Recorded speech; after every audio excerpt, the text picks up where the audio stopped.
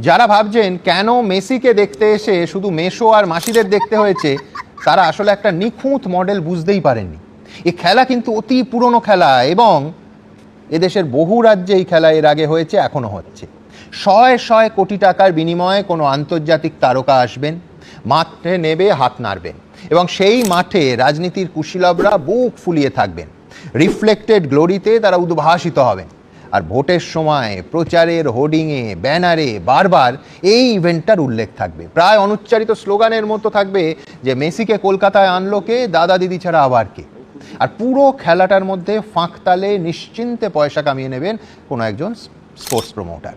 আচ্ছা ভাবুন তো, কলকাতার লেকটাউন অঞ্চলের মানুষের সত্যিই কি একেবারে হুবহু ঋত্বিক রোশনের মতো দেখতে একটা 70 ফিটের মেসির মূর্তির কোনো প্রয়োজন ছিল? আর যারা সাধ্যের বাইরে গিয়ে হাজার হাজার টাকার টিকিট কেটে কাক ভোর থেকে লাইন দিয়ে স্টেডিয়ামে ঢুকলেন, তারা নাই বা দেখলেন মেসিকে। নেতা মন্ত্রী আর প্রভাবশালীরা তো পোজ দিয়ে ছবি তুলেছেন, ব্যাস ব্যাস ব্যাস, তাতেই হবে। মেসির কাছাকাছি যাওয়ার একমাত্র অধিকার তো এ রাজ্যে প্রভাবশালী মাসি আর মেসোদের। এই মডেলটা মেনেই পুরোটা হয়েছে।